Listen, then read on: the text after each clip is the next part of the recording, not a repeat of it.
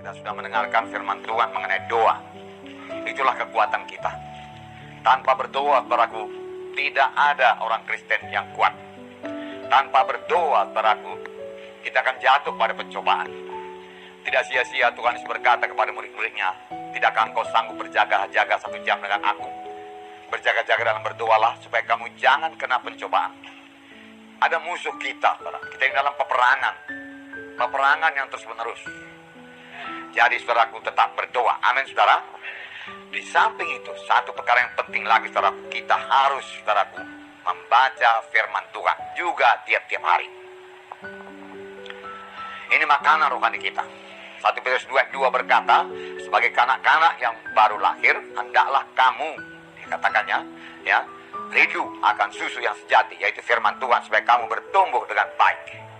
Supaya kamu bertumbuh dengan baik. 1 Petrus 2, saudara. Harus lapar dan haus akan firman Tuhan. Amin, saudara. Lapar dan haus. Demikian juga secara rohani. Kalau kita tidak lapar dan haus lagi akan firman Tuhan ini, saudaraku, mulailah, saudaraku, kelemahan-kelemahan berlaku atas kita. Jalannya, saudaraku, menyangkal diri. Dalam Yeremia 15 ayat 16. Saya membacakan kepada saudara.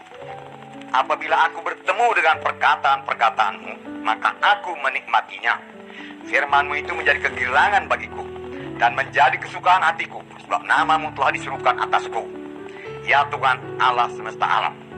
Nah, apabila kita bertemu dengan perkataan-perkataan firman Tuhan, itu pasti membuat kita segar. Amin, saudara. Sini dikatakan kita menikmatinya, menjadi kegirangan, kesukaan hati.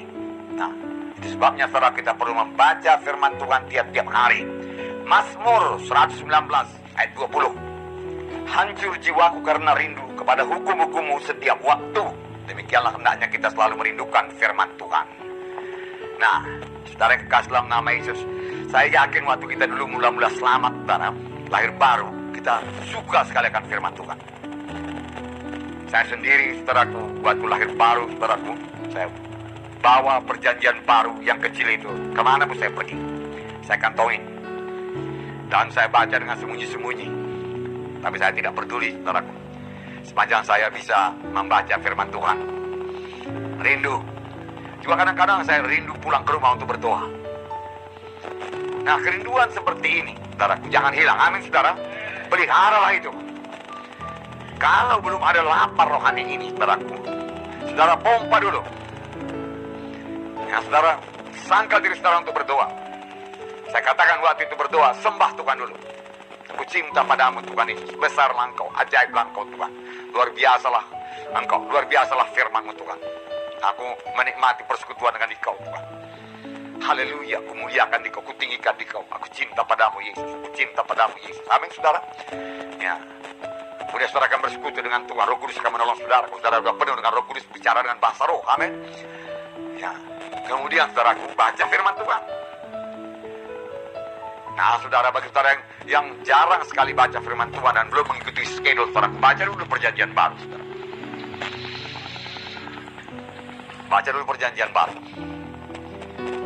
Itu juga satu berkat. Renungkanlah itu, saudara. Itu akan mengubahkan hidup saudara, mengubahkan cara berpikir saudara. Tapi pertama sekali harus lapar dan haus lebih dahulu. Tetapkanlah hati saudara. Sebab bagaimana saudara akan memimpin saudara, keluarga saudara. Amin, saudara. Ya. Dan juga akan bersaksi. Tanpa firman Tuhan, saudara, kita tidak bisa bersaksi. Tanpa firman Tuhan, bagaimana kita mengajari anak-anak kita akan jalan Tuhan. Kita mengasihi anak kita, kita katakan, tapi tidak pernah kita ajarkan kepada firman Tuhan. Justru itu yang paling penting kepadanya. Kita menjadi orang Kristen yang kuat kalau kita baca firman Tuhan, kalau kita makan firman Tuhan. Tidak cukup pengetahuan ini membuat kuat secara rohani. Firman Tuhan yang membuat kuat secara rohani. Amin, saudara.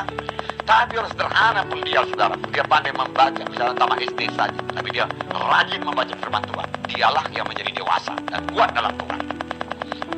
1 Yohanes pasal 2 ayat 14 berkata, Aku menulis kepada kamu, hai anak-anak, karena kamu mengenal Bapa.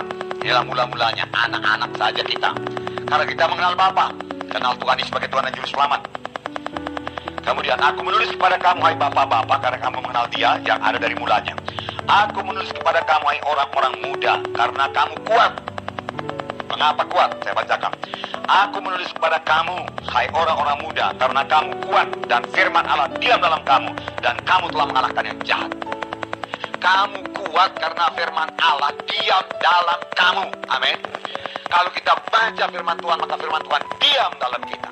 Itulah yang membuat kita kuat menghadapi dunia ini. Supaya kita jangan terikut, saudaraku.